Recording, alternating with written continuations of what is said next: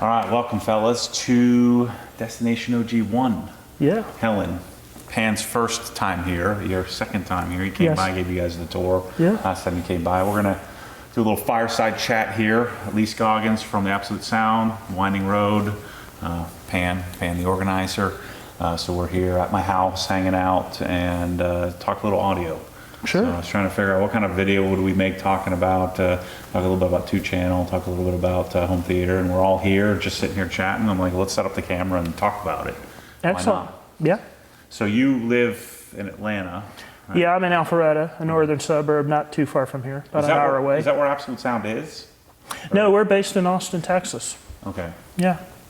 And then what's your role with I'm a periodical, is that what we call it? A magazine? Well, we're more like a media company these days because we do a lot of digital channels. So I'm CEO of Next Screen, and that's the parent company of both the Absolute Sound and Hi-Fi Plus, which is our European magazine. Okay. And then we have media content with Winding Road.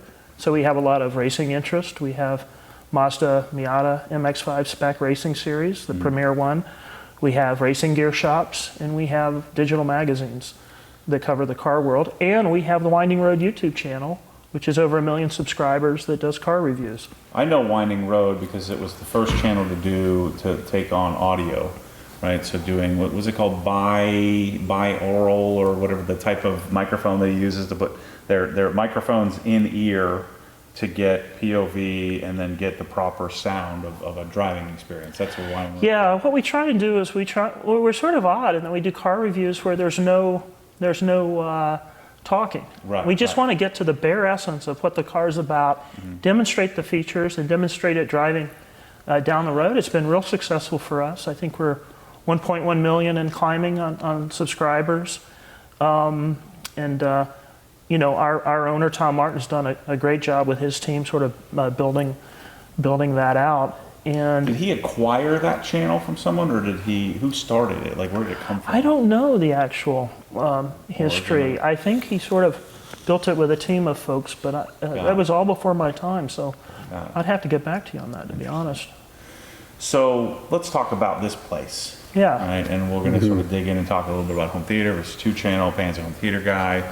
You're a 2-channel guy. Yeah. I'm kind of sitting in the middle here. Me too. Right. Yeah, I like Hi-Fi too. Yeah. And so I'm primarily a home theater guy with a little bit of music on the side. Most of my music is background listening, whereas isn't the Absolute Sound be heavily focused on like taking time to listen to music? Absolutely. So in my townhome, I'm a little nuts. I have a Sonos Fiber Omni on the main level, but I actually have 2 dedicated listening rooms, one upstairs, one downstairs. The big reference room is downstairs because it was built as a home theater. But there's no TV. It's just 2 Wilson Alexia V speakers and a lot of tube electronics. I'm a tube electronics guy. But most of our readership does like to sort of pause at the end of a tough work day or just go down and listen intently for a few hours, spin some records, play some CDs, and then increasingly popular is streaming. A lot of our folks have Tidal, Masters, or Qobuz. We do a lot of work with both of those streaming services, and they're it's more of like high-res music playback, so sound quality can just be fantastic when done right. So what's your when we're doing streaming, right? Where you're doing high-res streaming, and there's a couple of ways to do it. One, you can have some sort of streaming device, which would be native, right? Versus just using your phone as a remote control. Yep. And so, like in your setup at your place, what does streaming look like? Like, how have you set up your system? You use your iPhone as your remote control, and then you have your native player. How do we do streaming in a higher quality form? That's a great question. So what I settled on, there are a lot of different ways to do it, and I maybe haven't got the most tweaked out version, but I actually bought a streaming DAC. So I have a product called a DCS Rossini Apex, and it has an Ethernet connection in the back. And I just run a wire from one of my router into the back of the Rossini DAC. Right. I'm experimenting with a network switch, which is something you sort of put in between the two, and it purifies the power and generally has a really beneficial. But I'm still experimenting with that. So if you have a streaming DAC, it's really as simple as connecting it to your router, setting it up, and then what's most common in the two-channel world is to use an iPad to control it. A lot of these companies have native apps. If you look at MSB, DCS, and others, the folks with the high-end DACs, DCS has an app that you just download called Mosaic, and you can control everything, and you can actually link in your Tidal and Qobuz subscriptions, and it plays it back a little more cleanly, and the sound quality is spectacular. Or Rune is another popular. You can use Rune. Rune actually is particularly worth having. I actually use Rune a lot too, and the reason I like Rune is it allows you to, look at who's playing on those sessions, and it connects you to other albums that they've done, and you can really go down a rabbit hole. And the Rune folks are amazing. Rune is actually. an aggregate software, right? So it'll aggregate your Tidal, your Qobuz, your other. Yeah, so and you can also connect to files. So a lot of our audio files will have ripped or downloaded They'll have high-res files, a server at home. and they'll have a server, Inuus or a Renders, something like that, and then they'll play that, and then that will connect into the DAC. So that's the modern form of a CD collection. Yeah. Exactly. Vinyl collection. Except for $20 a month, you can get 10 million albums. Right. So that's not too bad. Right. But we can exceed the quality of, if you can get the master file somehow, of the streaming services, Tidal and Qobuz, right? I mean, you could. Yeah, there are services like HD Tracks, which Yeah. kind of came out of Chesky Records, who I used to do professional recordings with. You can download 2496 FLAC files and Got it. play those back. Got it. You can, I think, in both Qobuz and Tidal, actually download albums as well. And there's a format on Tidal called MQA, which is it plays back with higher fidelity. Theoretically a lossy codec, but Well, there's arguments, right? Whether that loss is audible is up for debate. Right. But it is there's some filters and things they're doing, like the apodizing filter, which improves the sound. But whether you like Tidal or Qobuz, I'm kind of Switzerland. I have both at home, and I wind up playing both.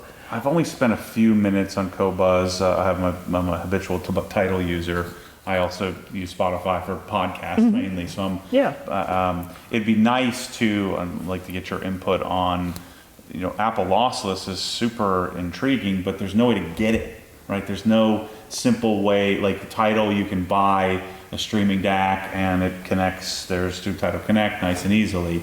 With Apple lossless, we really don't have any avenue to that yet, do we? Do you know any major manufacturers tackling that? I think in your case, since you have a really nice home theater here with your Dyne audio gear, and we'll talk about that, we could probably figure out a way to set you up through Apple Music to get Dolby Atmos files. A big thing going on right now, for instance, the Talking Heads just remastered their catalog in Dolby Atmos, so you get height information, you've got the full surround. Interesting. So there are ways to get that sort of higher res content, even in a surround format. Because from what I understood is that, like the new Apple lossless, like even if you have AirPod Maxes, They won't do it. the codec doesn't connect. It sends it there. There's a spatial option on the AirPod Maxes. I just got some Maxes, so I'm just starting to experiment. So I'm really you not get an expert the spatial on this. audio you do get, but you can't get the full lossless quality yet. There's something with the wireless transmission that Okay. nobody has figured out yet. Okay, Yeah, so there's you can no- wire those headphones though. I wonder if that solves it. No, Not to that's my knowledge, That's yeah. another issue. Okay, yeah. I wasn't aware of that. Hopefully, Yeah. firmware updates later. The reason I was asking is, Apple also says I think a superior codec, superior audio quality over like MQA theoretically. And so the thing that interests me is It's a little bit of apples and oranges, but that's a whole rabbit hole we may not like want to go down on this. It's like SACD versus Yeah. what's the other DVD audio. Yeah, DVD Yeah. audio. Back in the day. And my feeling, I've got both, but I'm a heavy DSD guy. I think DSD sort of naturally is a little more analog and pleasant sounding compared to PCM. But I literally have hundreds of DVD audio discs, and I have like 1,600 SACDs. Yeah. Mostly because MoFi is putting out SACDs. Really?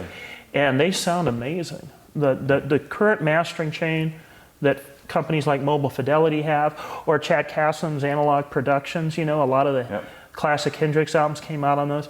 Sound phenomenal. Chad's also doing work with James Guthrie and releasing periodically a new title from the Pink Floyd catalog, done extremely well. Yeah, you're a definite two-channel audio nerd. The two-channel nerds are always name droppers, right? You know, everybody.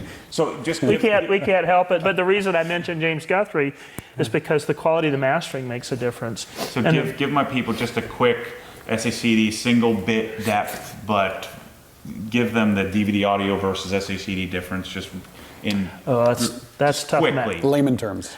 All right, so basically the way the coding works on high-res PCM is imagine a sine wave to approximate a musical form. The way PCM works is you're looking at sort of the height, you're approximating the height of that curve at different points in time. What you're doing with DSD, and this is greatly simplified, is you're kind of riding that curve. You're starting up here, and you're going plus to go up and minus to go down, and you're kind of riding that curve. This is probably the worst technical explanation, but essentially that's what's going on mathematically. But what winds up happening is to sort of ride the curve, you've got to sample a lot faster. Yes. So you're seeing like 5.6 megahertz of sampling versus CD quality is 16-bit.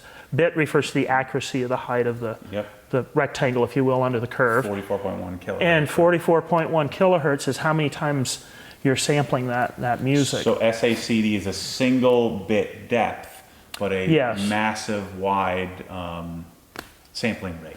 Yeah, and even people that like PCM, they have to admit that a lot of the DACs these days are using single bit decoding. So a lot of the chips are actually single bit. There are some advantages. What you're doing with high res, though, at a high level, is you're pushing a lot of the areas where the noise can be introduced out into an inaudible range, like really high frequency, like 50, 60 kilohertz, which we can't hear. Yeah. Right. Because, you know, even with, depending on what scientific papers you read, at most we're hearing 25K, but there are overtones up to about 30K that sometimes we hear down in the more audible range.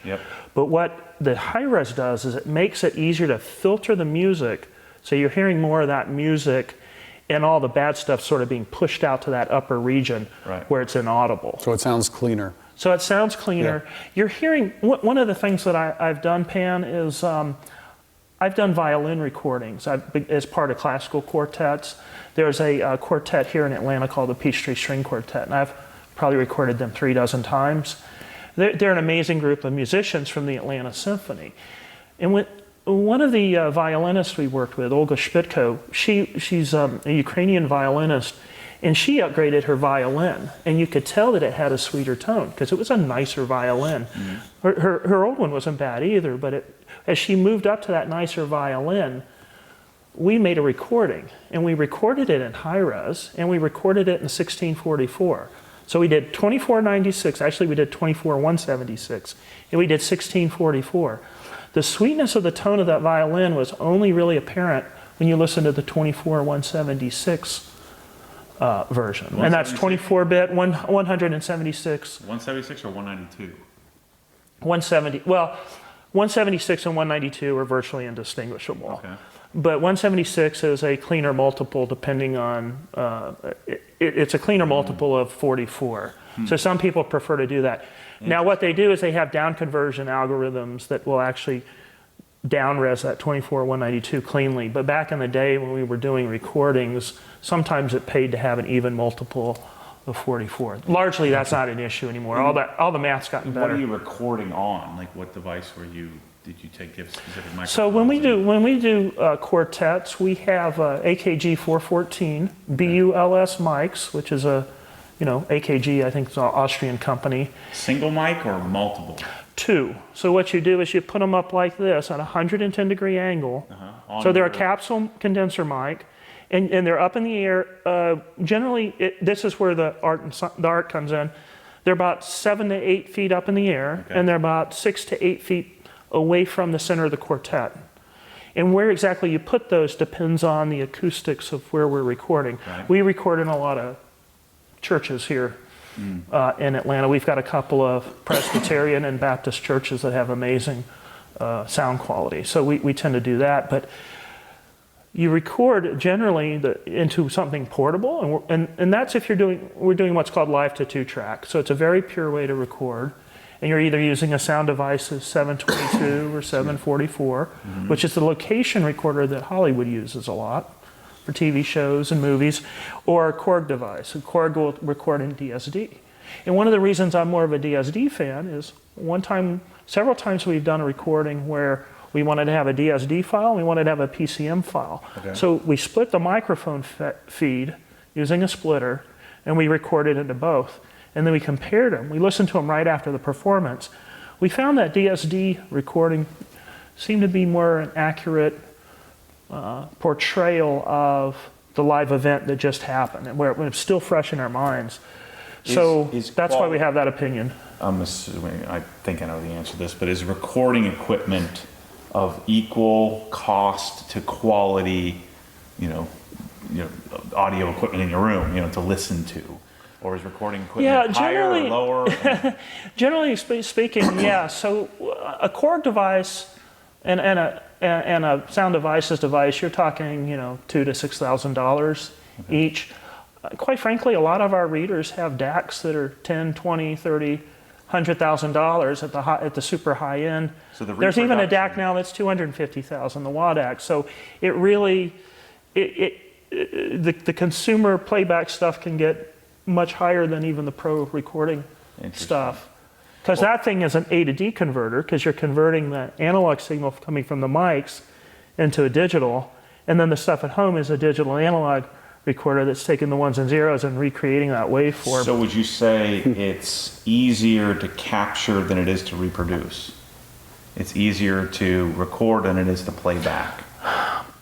Equipment-wise, equipment-wise. So you can get a quality recording, but it's harder to reproduce. I think it to the extent that, let me put it this way, two-channel folks prefer to have the more expensive D to A converters because there's additional detail and better sound quality that comes through. But you can get a $2,000 or $3,000 benchmark DAC, and it'll sound really good. If you've got everything else set up in your system, you can get a DAC for even $1,000 that will sound really good.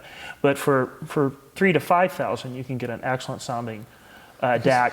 But a lot of people, I've gone down the more expensive route with DCS, but some of the things you get when you go to that level is you get an expanded soundstage in terms of width and depth, and you get the timbre of the instruments is dead on. It's like very accurate.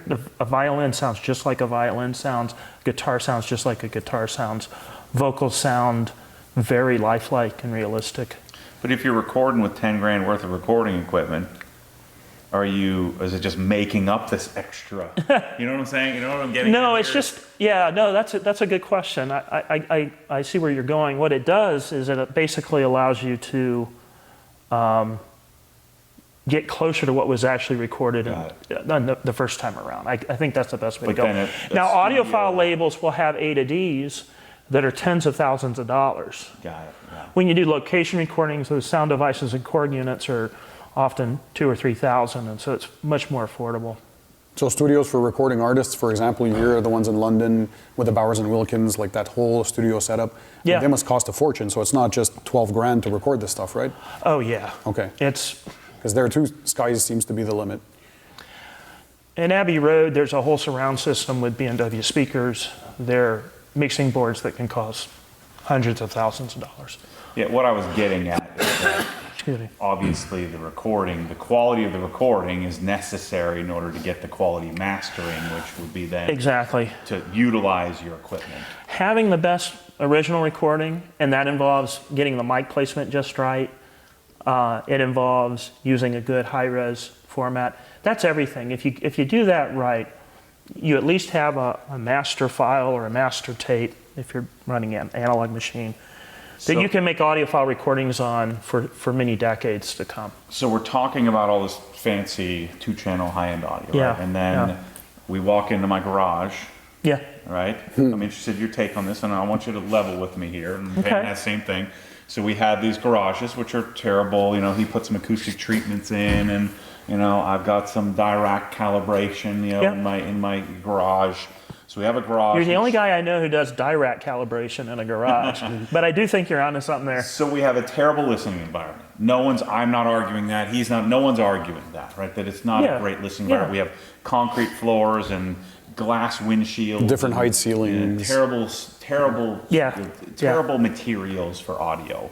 And yet, I don't take time to listen to music specifically. It's generally a background thing for me.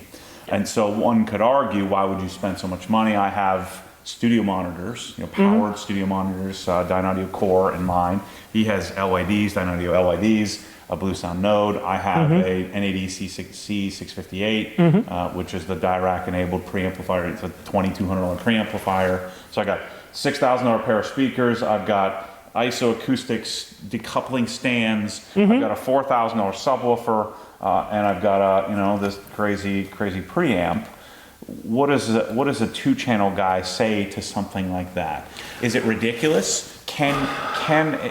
Obviously there are diminishing returns at some cost point. I'm not going to put Wilson Audios in my garage.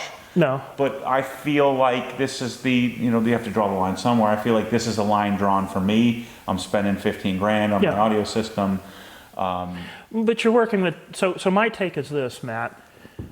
What you're doing is totally legitimate. Even if you're doing a background listening environment, like you're detailing your car, you're doing one of your famous wash and talks, you still want to hear the best quality music. And the Dynaudio speakers are amazing. That's a terrific brand. NAD is a terrific brand. You're using good stuff and you're getting better quality sound. Now, is an audiophile going to go out, pull out a chair, put it in the middle of your Swiss Tracks floor and want to hear sound staging and critique the bass? No, but that's not what it is. It's a garage. And in your case, it's a working environment.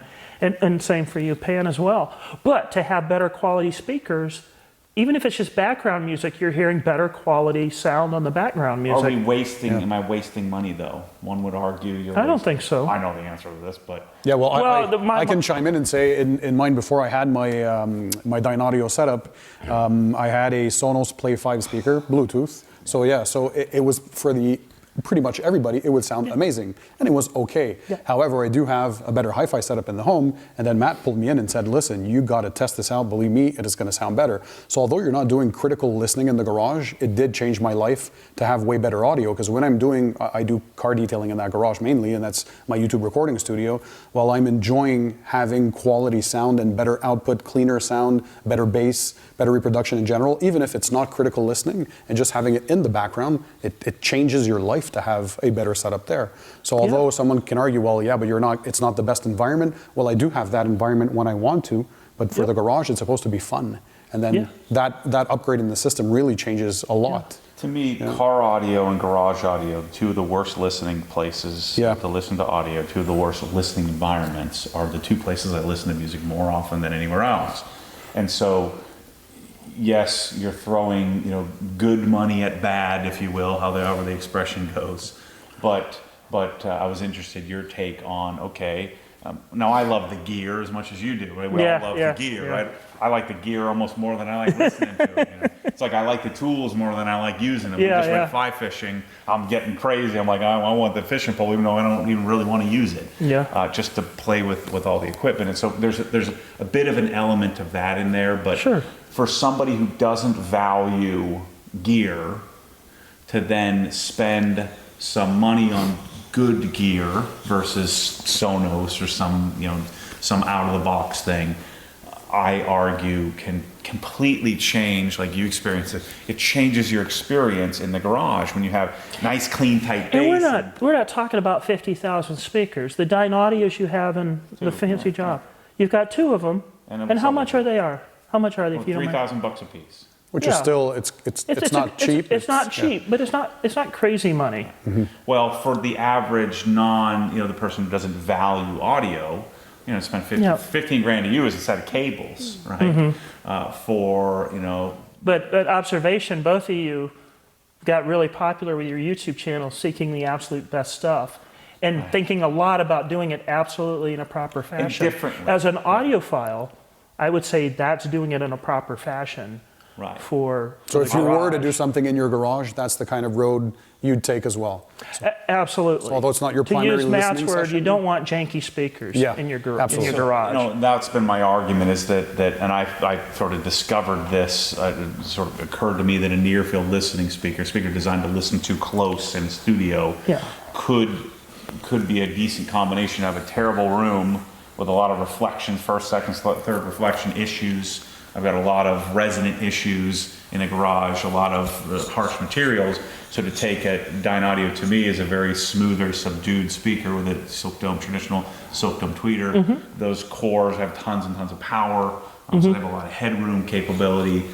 Combine that with some room calibration can help it a little bit. Yeah. And you end up with a pretty decent listening experience. Not too long ago, I was at Expona just to give proper due to Dynaudio and our friend Mike Manasulis.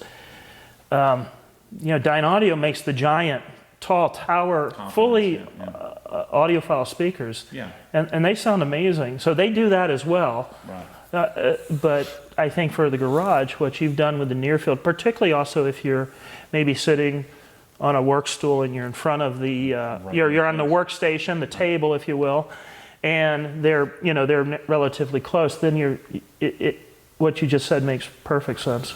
Right, it helps you can run it at low volume, but and same thing with their LID series, the more entry level stuff. Yeah. I'm picking a brand that I've always admired and I've always wanted to own. And just in traditional Matty fashion, now I bought everything they make, and I have it all over my entire life. There's speakers here, there's Dynaudio speakers there, they're in the kitchen, they're in the garage, they're in the home theater, they're everywhere. And so that's, if it ain't broke, don't fix it. Right. It's my preference. I like a traditional silk dome tweeter. That's my personal preference. Yep. I tend to be pretty, personally pretty sensitive to brightness, if you will. So to me, a horn drive is a nightmare to me. It makes my ears, it fatigues me much more. Yeah. And so that's part of the reason why I enjoy the Dynaudio. And then, I built this house as partly a showcase, one to the garage, but then to the audio stuff that I like so much. Speaking of that, tell us about the house. What are you doing here? What is OG Destination? So, Van and I just spent the week here. The concept was, one of the things I discovered, I've done 3 garages that weren't my own. I'm not in the detailing business, so I don't detail other people's cars, but I like to detail my own, so I make videos on that. I'm not in the garage install business, but I've done several garages to make the videos, right? To put all the things that I've been discovering my whole entire life in one spot, in one box, and then turn it into hopefully some form of a masterpiece. And so I did a customer, John's Garage, which everybody saw on the channel, the Ultimate Atlanta Garage. 5,000 square feet. Yep. And That was amazing I garage. liked it. I liked doing it, but it was exhausting because it wasn't mine. And so I've been dreaming about Just make Mike do all the work. Yeah, but I still have to be there and make the videos. And so I've been dreaming of having a house in the mountains for a long time. I thought about building a mountain community, but that's a big step. Yeah. And raising capital and finding investors and not knowing if the concept would actually work. And so about 2 years ago, I started to look for a house up here. And about a year and a half ago, it dawned on me after doing some of these garages and spending 15 hours a day for 2 weeks straight and just pure pain in order to make the videos and create the garage, I decided, look, I need to do this to my own. Like when I moved from house to house, I loved doing it. Yeah. And so I need a muse. But a muse can't be somebody else's house. It has to be my own. And so that's where this concept was born. I found this house about 2 years ago. I came back a year later. We ended up buying it. I closed on it in June. And so the concept is we're allowing people, obsessed people, to be a certain type of person, to borrow it for money. Rent implies entitlement. You're not entitled to anything when you come here. We're in this together. We're in a relationship. Payne comes and uses my house. hopefully he treats it at least like his own, if not even better. And so, Pam makes his bed every day. I make my bed every day. You take care of the stuff. You wash your dishes. You clean them. If you broke a dish, you own up to it. Yep. And so the concept here is that obsessed types, we fully vet them. I book an hour-long Zoom call with everybody. Yep. And then this becomes a muse to put in, I love Dynaudio speakers. I want to be able to offer those to people as a solution. Okay. I love NAD electronics now. I love the Blue OS platform for streaming and for doing distributed audio. And so this house is a showcase for flooring, lighting, audio. We're about to do an outdoor kitchen. So anything that I have an interest, kitchen drawer organization, you can come here, experience it, use it, and then... And beyond that, I'd say you're experiencing it as if, because it is his house, so you're basically coming in here and enjoying how he'd set up his own place. Yeah. And you have everything in his catalog, so it's something special. The garage is outfitted perfectly. It's the best home garage. And the home theater is really good. So last time I was here, you gave me a tour. Yeah. Tell us about that. You've got a lot of speakers in there. Why do you need all those extra speakers, Matt? Isn't two-channel good enough? We all know the home theater is far superior to any sort of two-channel. Would you agree with that? I love home theater too, yeah. Home theater's better. So, y'all are in cahoots. I didn't build this house, so I had a room. And every room has deficiencies. Yeah. Just like listening to audio in the garage is a deficiency. We have Dynaudio studio monitor, studio series LCRs in here. This is a deficient room. It's not a good listening environment.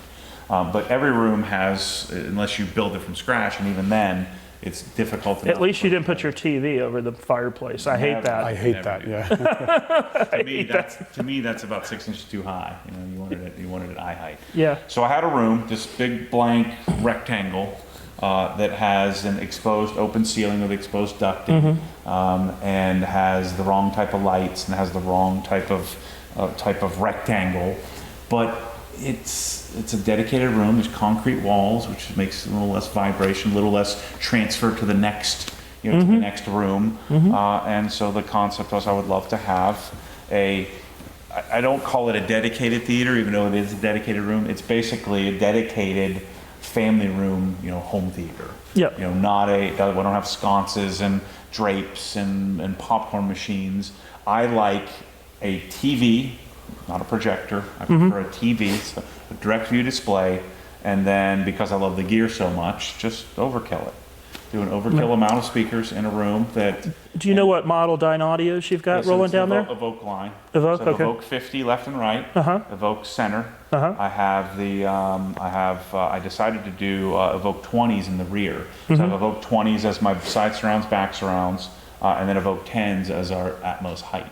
Okay, channels. So you got full Atmos going in there Correct. already. So we have front height and rear height channels. Okay. All powered by a combination of the onboard amplifier and the NAD T778 receiver.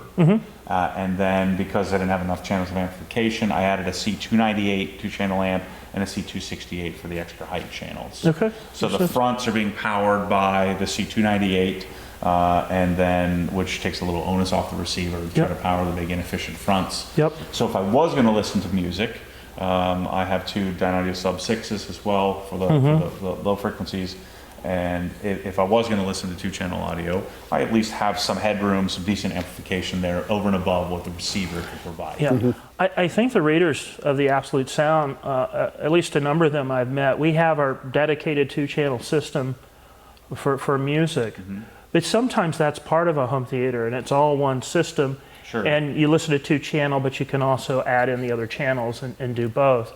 But sometimes there are people that have a dedicated home theater. I have both. I have a home theater and the hi-fi all in the same room because I did acoustic treatment and all that, and I wanted everything in the center space where I can go and enjoy either music or watching movies. So. And I bet the room treatments helped quite a bit. It's probably what changed the quality the most. Yeah. So it took a while because first I hired a professional acoustician. So he took some room measurements, we did it the proper way, came in with a report, and then gave that to the acoustic panel treatment guys. Yep. So they read the report, saw where they needed to apply bass traps, the the clouds on the ceilings, and then the side, the first reflection, second reflection. So you need to do it seriously if you can. You've done it right. And carpeting correctly as well, because mine too is in the basement, so there's some concrete you want to try and combat as much as possible.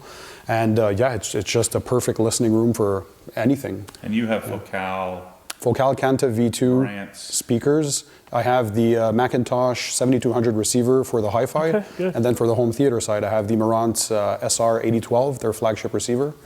I have Golden Ear Triton 2 Plus front, Super XXL center, and then it's a 7.2.2, so 2 height speakers. All the surrounds are from Golden Ear as well, and 2 SVS PB16 Ultra subwoofers for that. But for my hi-fi, I have a Rel S3 SHO sub, just for the lower end. Oh, good. Get a bit more there. All So I good have brands. everything in that same room. Yeah.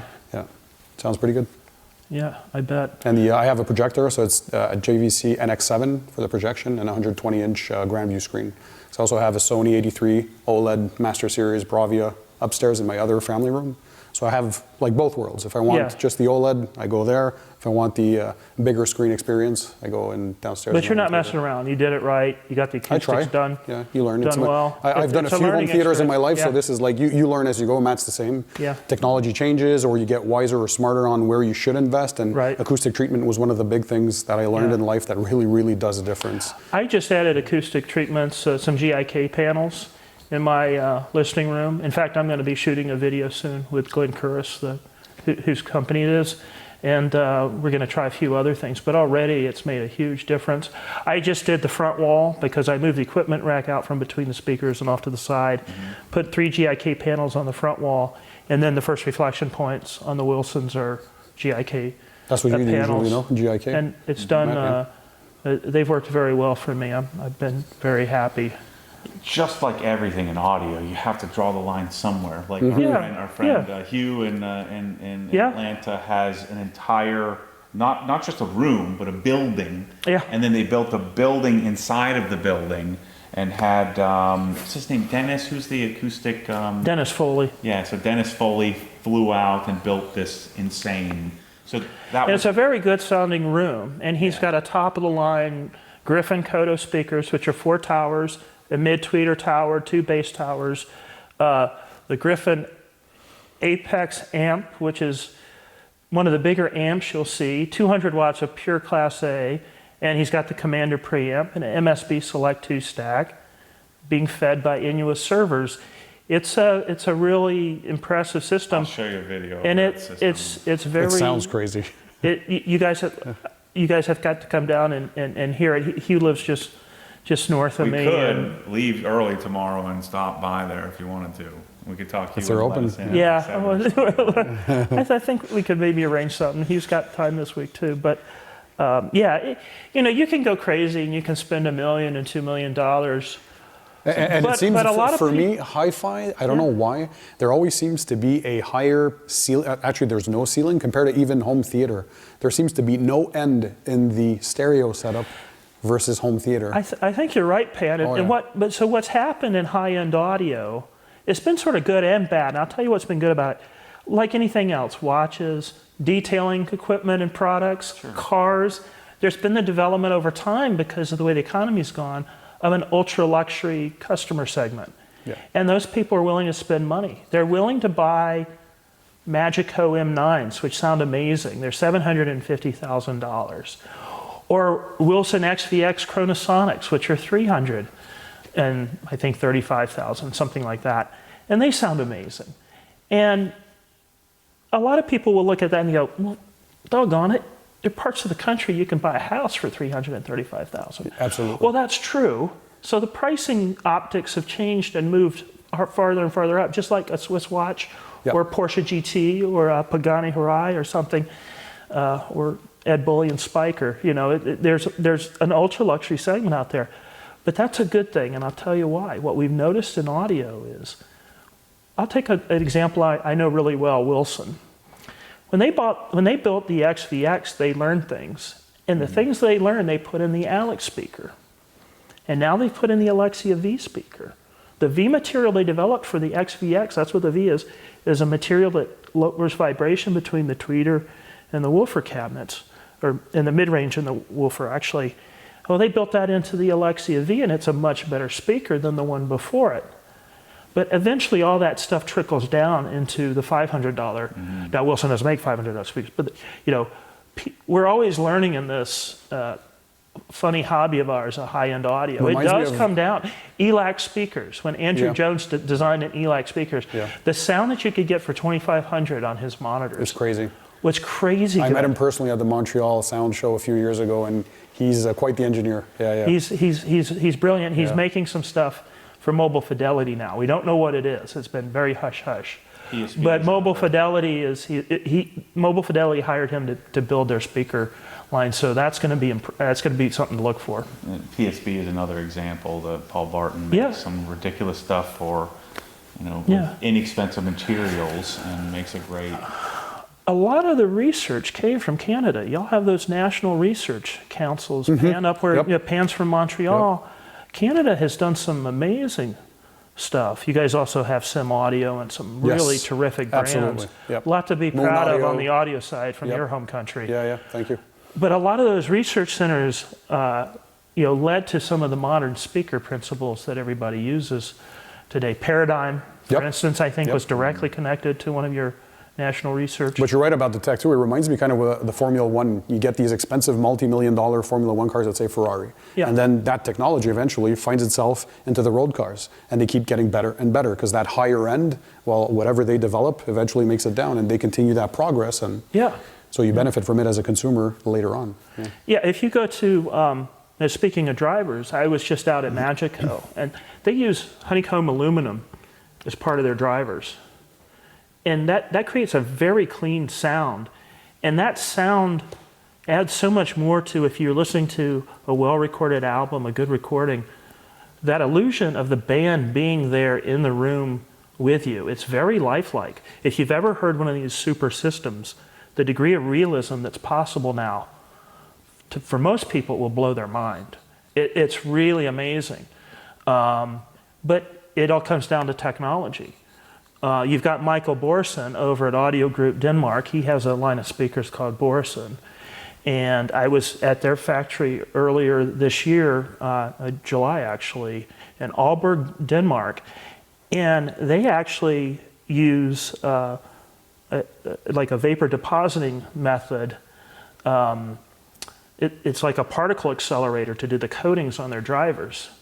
And they do that on their very high-end drivers. And they've got this monitor now called an M1, and it's only maybe about this tall.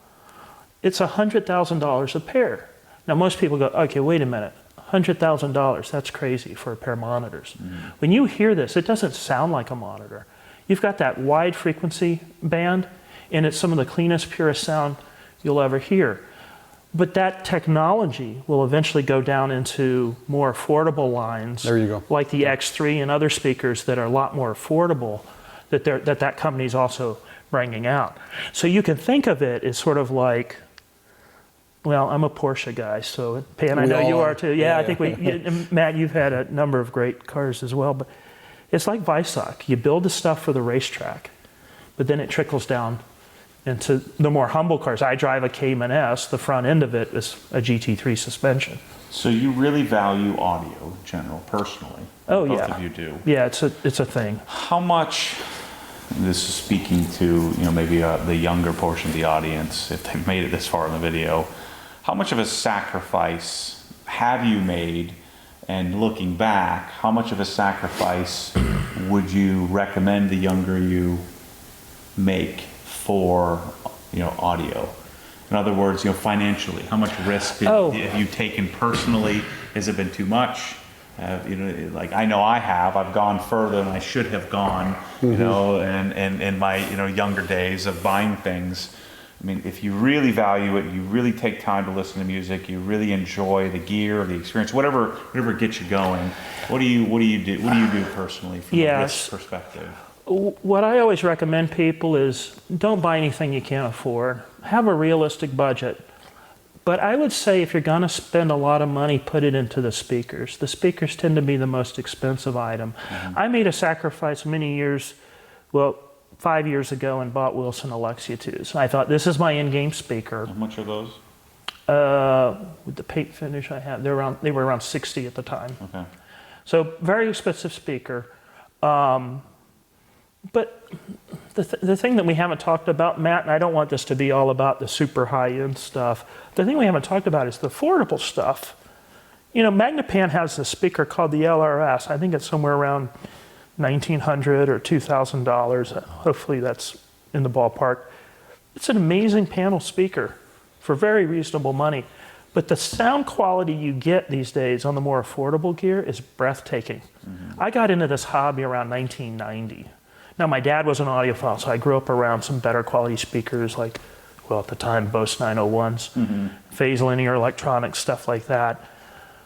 But the stuff that the person can get for, like if you just have $5,000 to put together a system, or even 2 or 3, the sound quality the person's getting today in 2022 is astounding compared to what was possible in 1990. So I think on the low end, it's gotten so much better. The production quality of things has gotten better. Digital's gotten better. A lot of people don't remember, I was around when my dad bought a CD player in 1982 or 83 when it first came out. In the early days, and yeah. he had to, they were expensive because they were all shipped from Japan, from Sony.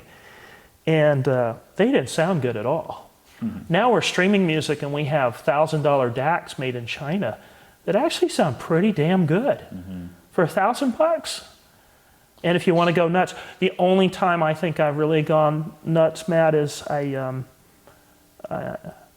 upgrading my speakers, I bought the DCS stack, which is a DAC, a master clock, and a transport. And the reason I got the transport is I have a large CD and SACD collection, about 6,000. And I think collectively that was quite a chunk of money. Would you guys say, time. are you worse off just personally, financially, because of this habit? I personally would never buy things that I can't afford, but one thing I know now that I could tell my younger self is, although you think it's your end game when you're early 20s, no way. I'm up to my 6th or 7th hi-fi setup alone, and home theater I've changed a few times as well. So every time you think you reach the pinnacle, but there's always something new. Your ears change, your tastes can change. You can experience something in an audio show that'll blow your mind and change your world. And so you'll be going through a lot of them over time. So just expect that you'll be spending a lot. Is that something you're willing to go down the road with? How much do you like listening to music? And something I would recommend someone is, how many hours are you actually spending listening to the music? If you only have the gear, but you never have time to actually sit down for at least an hour or two for the hi-fi, well, maybe it's not, look for something else, or maybe don't invest as much. Because usually hi-fi people really love to sit down and spend a few hours listening to a whole album or listening to music. If you live a life that's too busy for that, unless you really have an infinite amount of budget, well, look for other hobbies, or get tough. a nice pair of headphones and wear them at work, or that something too, like that. Exactly. Yeah. But that's sage advice, Pat. I think you should never buy things you can't properly afford. I wouldn't say go into debt on any of this stuff. Or you can, because I like collecting headphones as well, and I'm sure you know Abus. So I have the Abus 1266 Phi TC. So they're like some of the highest end headphones you can buy. Yeah. So it stops. I think the one I got was 10 grand that unit. So you're not spending 100 or 150 grand on your hi-fi setup. Here you are, almost at top of the pack, for something that you can enjoy on a more personal level. You're not bothering anybody else. Yeah. Maybe start off with that and get a good headphone amp and see if you really enjoy it. The one advice I would get is maybe consider, it varies. You save a lot of money on cables by getting it integrated, but if you can do separates, you can upgrade your preamp every few years. The way I got to this system I have now, which is Audio Research Electronics, the DCS Digital, a VPI turntable, and the Wilson speakers, is I upgraded, for the most part, I upgraded one thing at a time. And I did it as I could afford it. So I'd get a bonus one year, and I'd save half of it, but maybe I'd squirrel away, X $1,000 for equipment upgrades. And for me, that was worth it.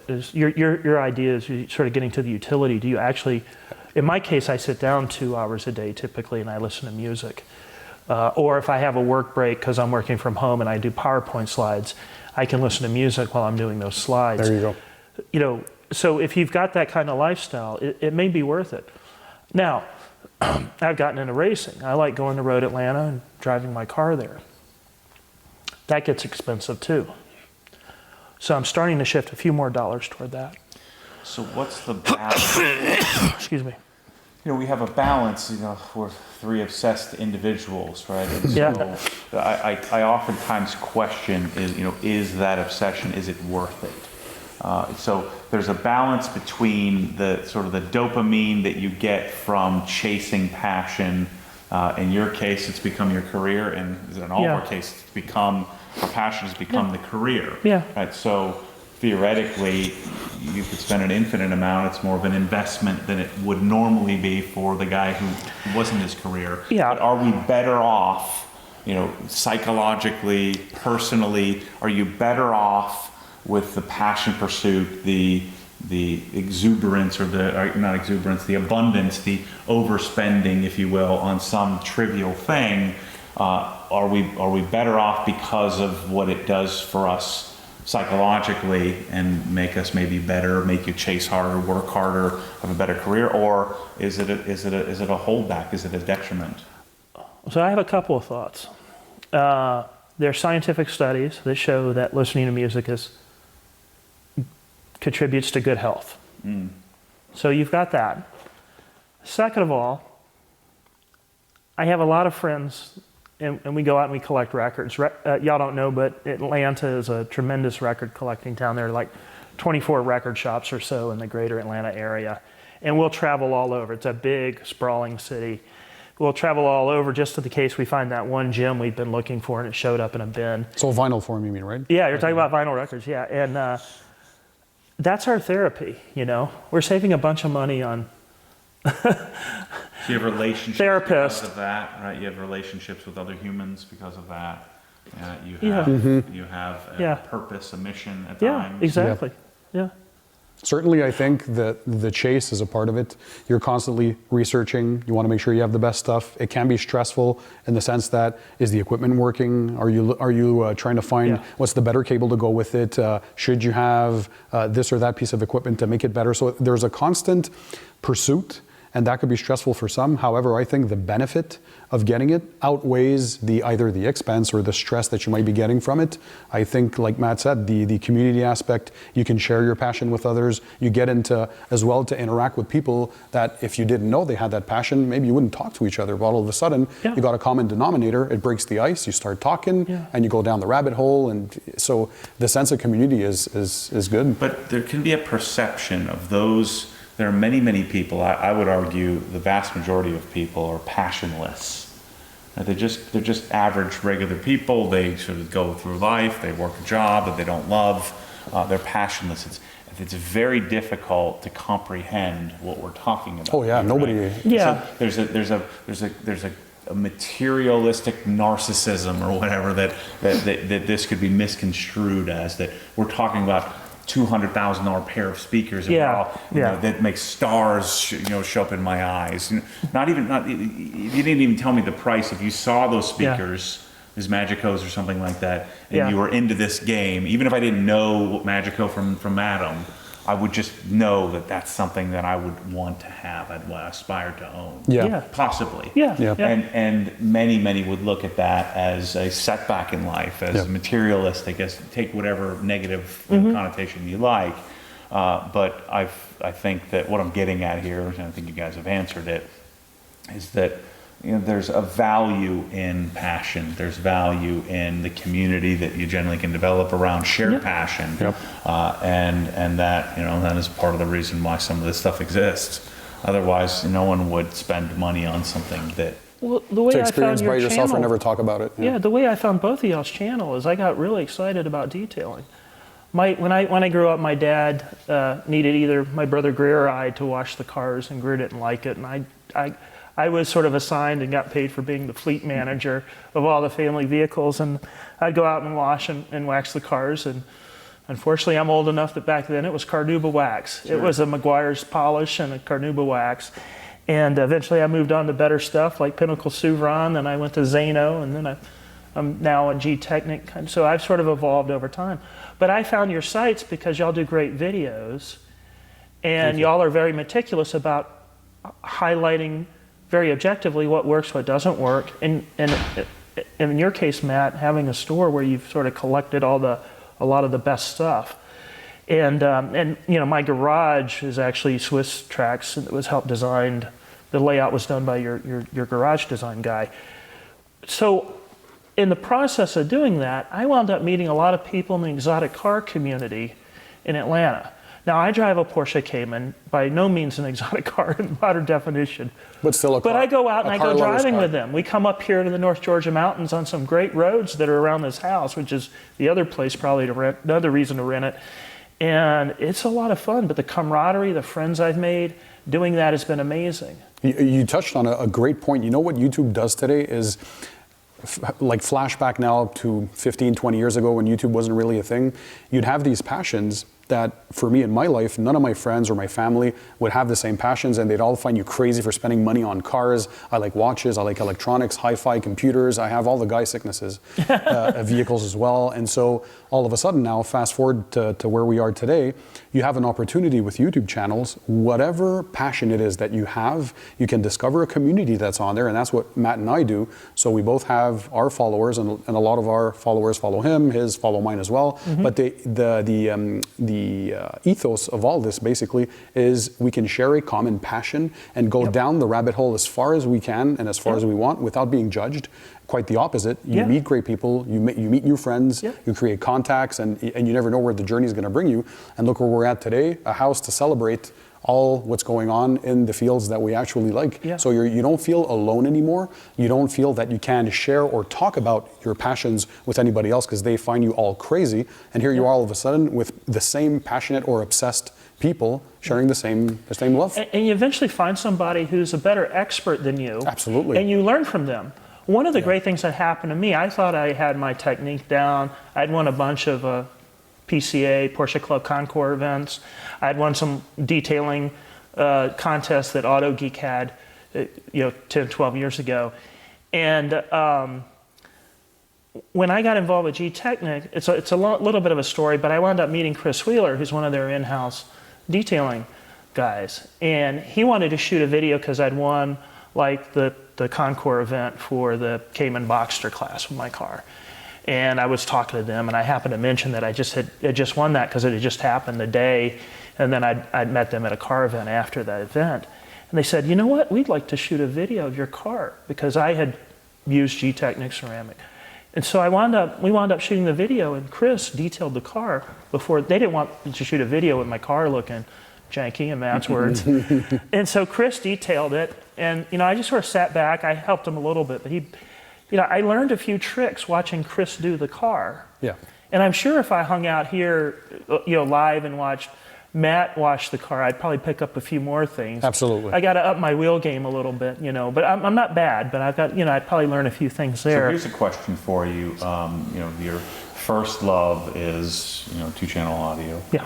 And now you discover this new love for detailing. Mm-hmm. And now, racing. Well, in comparison to the garage in here, where are you at? What is your percentage? Like, how much of that do you have? 10%? All right. 20%? So here's 20%? That's a good question. I've got the floors.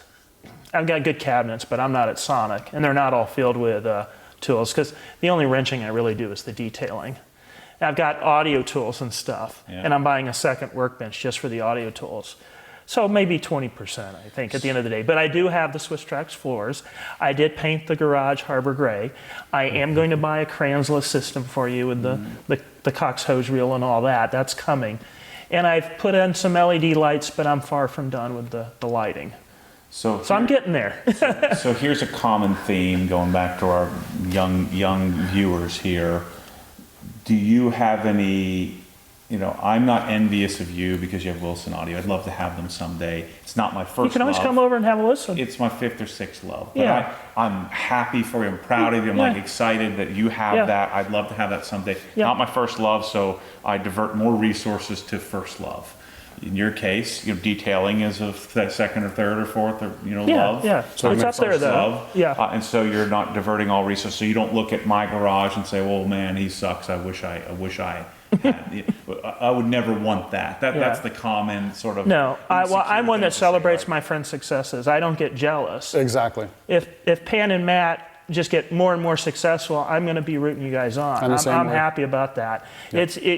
If you're jealous of people, or it's a negative mindset that takes you down a very different, or you're insecure yourself. Yeah. So hating on someone who has $400,000 audio system, to me that is like when I see Hugh's system in that room.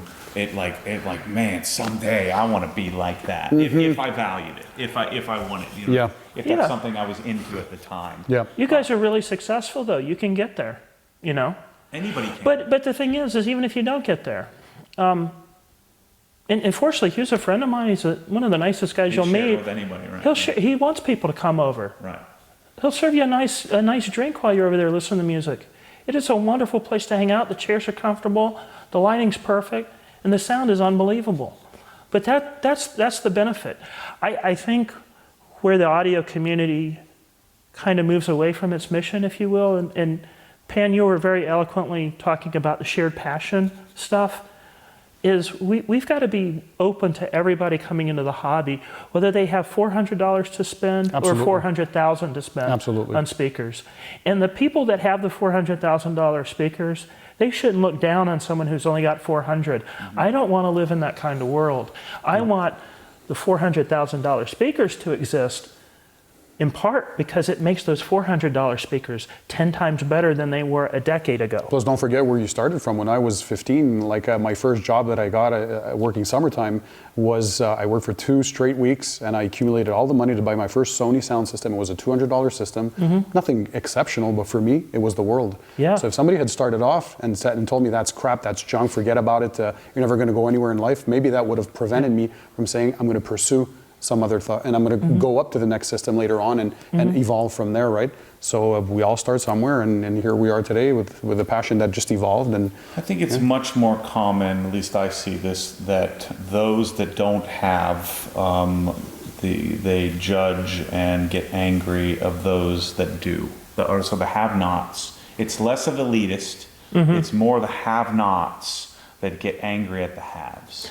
I think there's some truth to that, especially in the Facebook groups. And to give credit to one of, I don't really view him as a competitor, but one of my friends is a guy named John Dark who has a very popular YouTube channel. Yeah, from the UK, I know. John's a great guy, and he talks about that. It's like a reverse snobbery. Yeah.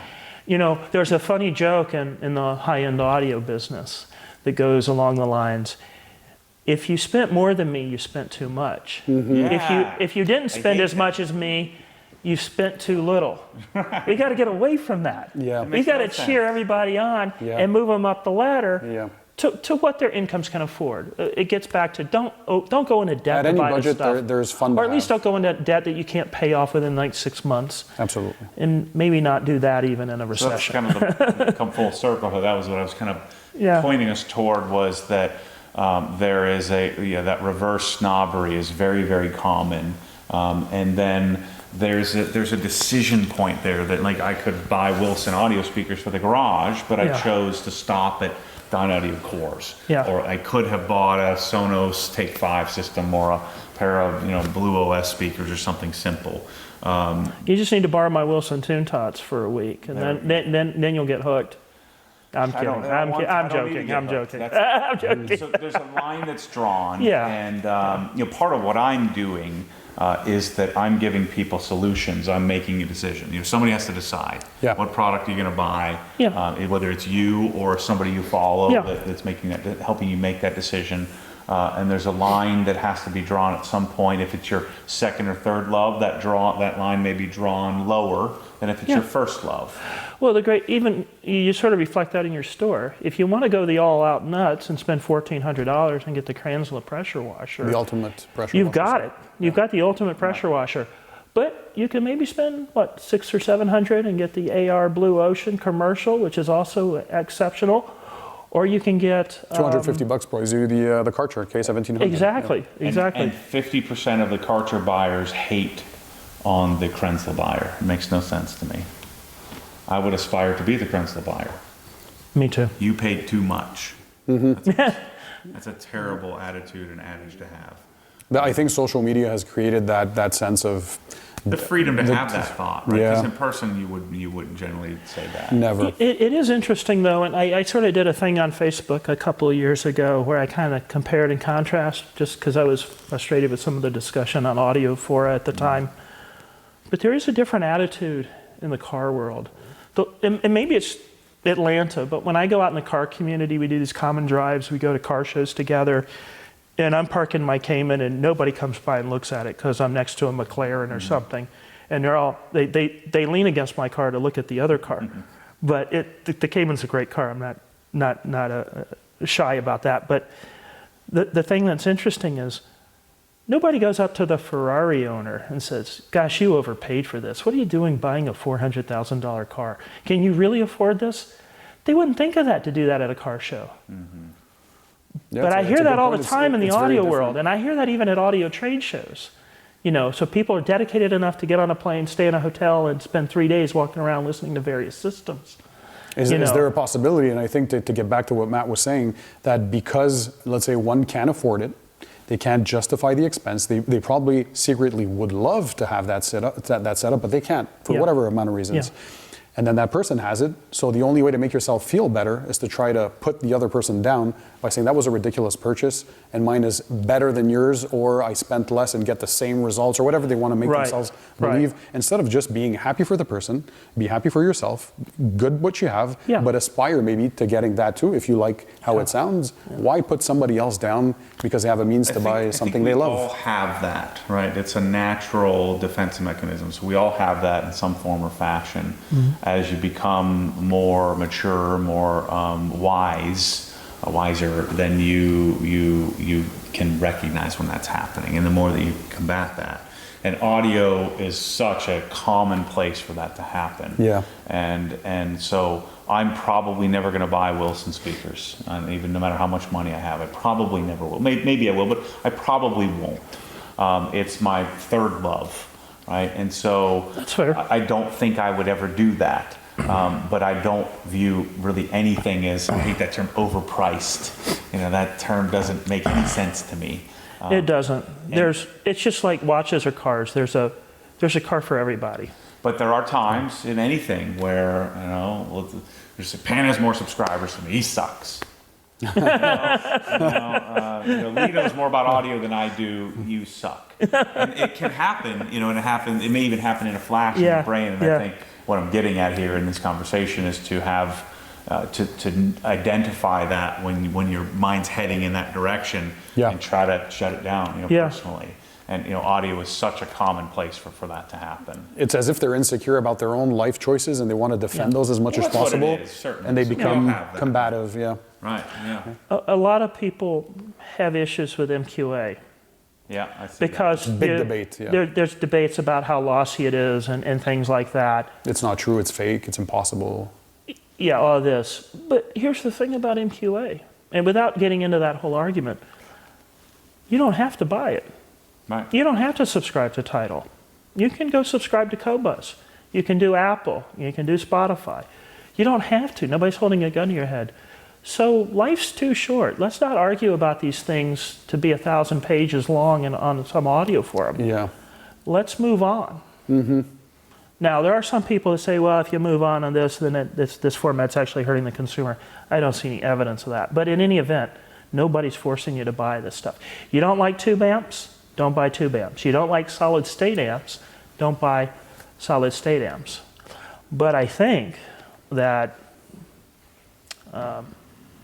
we're kind of living in a golden age, and that's the good thing. The level of sound quality is so good. If you come down and you hear Hugh's system, or even my far more humble system with the Wilsons, the level of sound quality we're at in those systems, I know I'm talking about my own system, so take it with as much grain of salt as you want, is spectacular.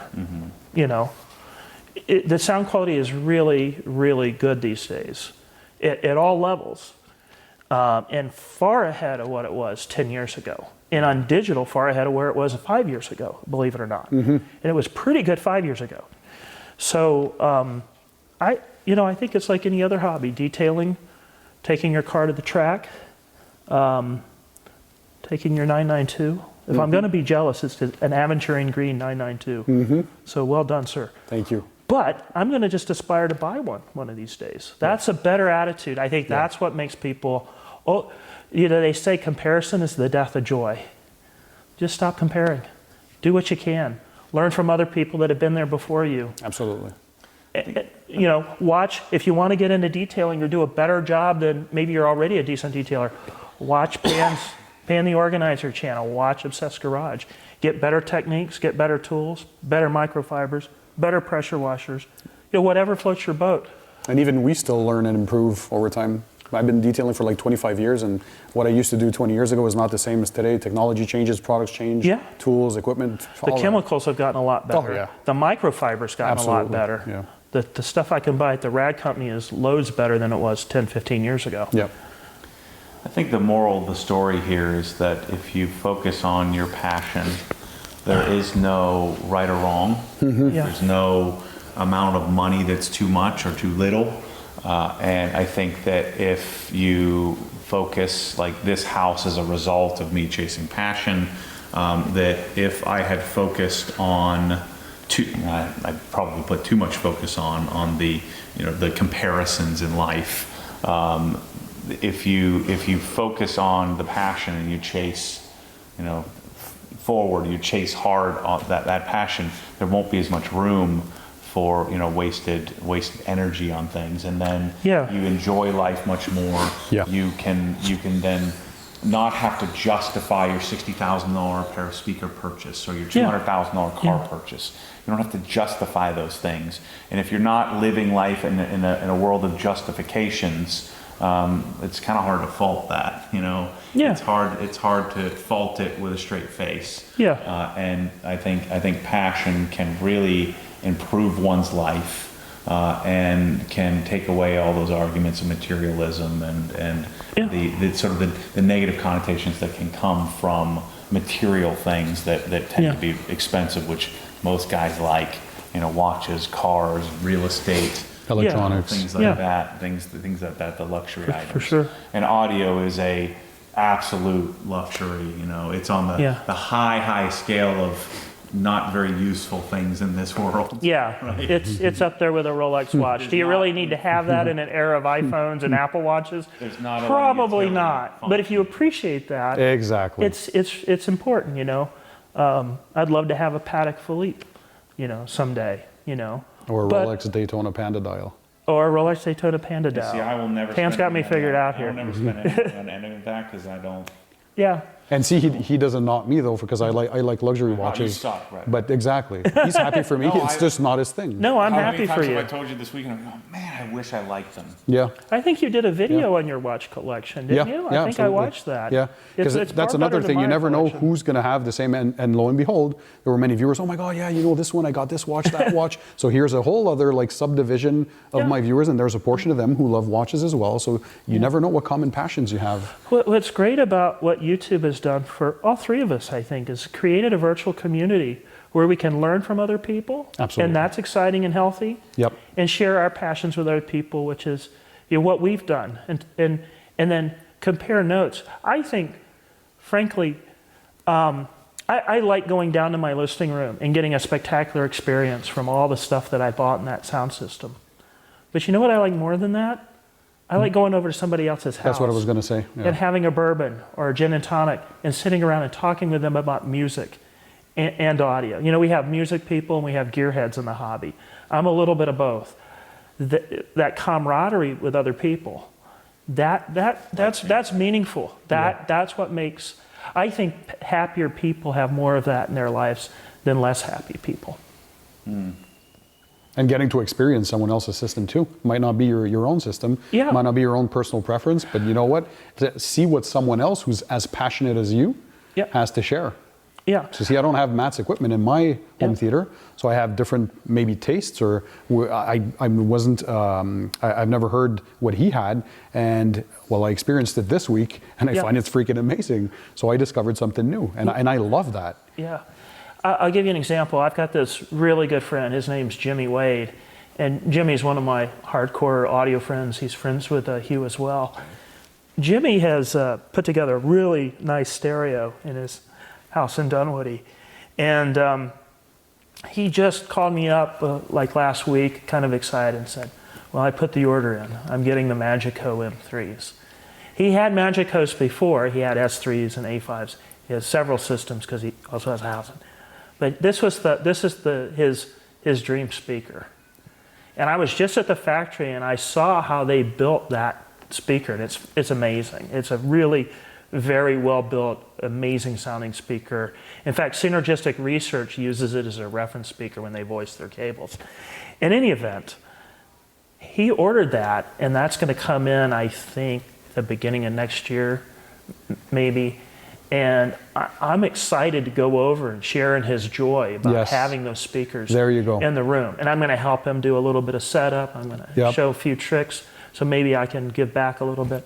But I'm just going to be happy for him. Absolutely. You know? That's the right mentality. Now, would I like a pair of Magico M3s? Of course. Absolutely. Yeah. I'd love to, put them in my living room. I still need a living room system. I don't really need a living room system, but I think that is an audiophile. I've already got 3 systems in the house, so it's nuts. But to hear those M3s and to have somebody, a good close friend who's a really good guy, enjoy those speakers, that's a good thing. Yeah. I'm literally genuinely happy for the him. guy. Yep. Are you going to get those someday? The M3s? It's possible. So Lone Wolf, the owner of Magico, is sure working on me to buy some Magicos. Are you willing to do what's necessary in order to get those speakers? Yes. You're willing to do the work in order to have the means to be able to do that? Yeah. I think I've got to work really hard to sort of have another set of dream speakers, if you will. Does that? I would be willing to do that, probably. Is that what drives you? Or at least a decent percentage of what drives you? It's part of what drives me, for sure. Yeah. I like hearing that. Yeah. I like the constant learning. I like that with audio, there's so many layers to the onion. Every time you get up, you're learning something new. And I know that translates into car detailing. Absolutely. There's always some new set of chemicals that you guys are reviewing. It's never ending. Look, we're going to SEMA show next week, the biggest car-related show in the world, and there's going to be a bunch of new unveilings, a bunch of new gear stuff to look at and keep the passion going and growing, and I thought the G-Technic wash products were pretty good. And then they bring out this ceramic wash. And at first I'm thinking, this is weird. It doesn't suds. I'd like to see the suds. I'm an old school guy that way. It's sort of like the old traditional analog guy. You believe that more suds lead to better cleaning? Yeah. But you put this ceramic wash on, and when you're done, the surface is super slick. Technology. All the gloss is back. I've got Crystal Serum Ultra on my car. Restores a the great guy hydrophobic named Brian properties. Burnworth put that on there, but this thing really works. It's slick. It's got a whole different. It's a different performance. You got to just get used to not having suds. At first, I'm mixing in citrus foam just to have a little extra suds, because I'm that old school. But it works, so I've totally converted over to it. But that's a new product, That's ceramic in a soap, in a shampoo. It's amazing. So there's always something to learn. I think with recording technology too, the analogy would be the mastering chains get better. You've got guys like Chad Casson taking original master tapes and creating a transfer that's more and more purist, and so the resulting LPs sound better and better. As Chad has gone on, all of his albums have sounded good from the get-go, to be quite honest, because he's used good mastering engineers. But anyway, I'm going off on a tangent, but that constant learning is something that drives me. Yeah. I'm a very intellectually curious person. So let's wrap with this. Infinite budget, perfect world, aspirational thing. Doesn't have to be audio in this question here, this hypothetical. What are you working for? What are you putting in the extra hours, taking the extra risk, doing the extra thing? What would you, let's say it's a 10-year goal. What's something that you want? Oh, that's a great question. Same question to you. Very easy. So I already have the plan in motion in my head. I'm always thinking the next step.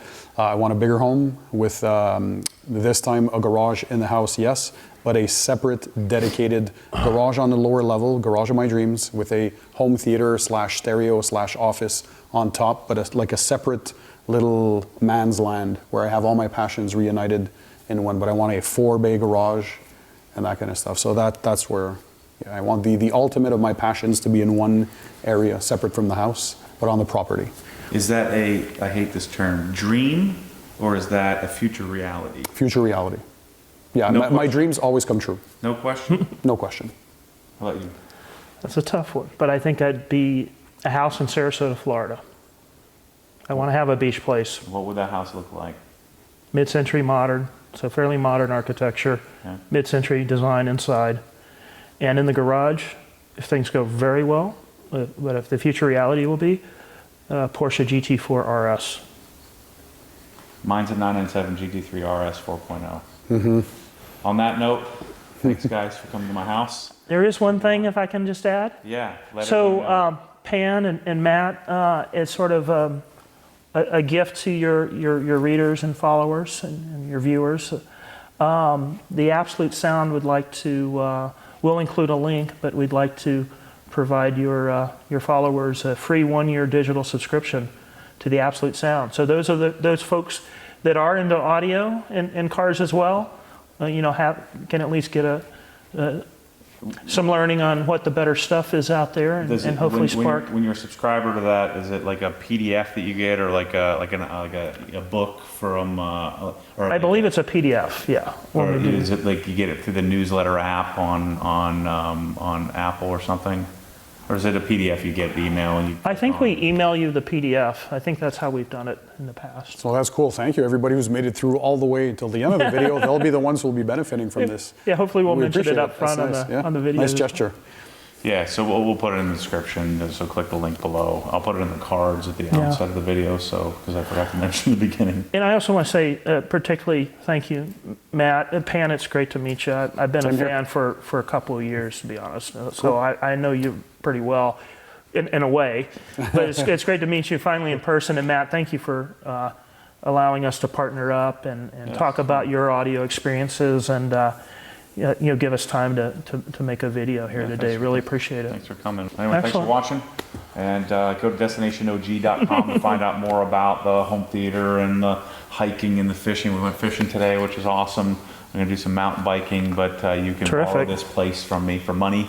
There aren't a lot of weeks available, but the winter, there's a lot of weeks available in the winter. Winter's a great time to be here in the mountains. It doesn't snow here very often. Thanks for watching. Thanks to these guys. We'll see you on the next one.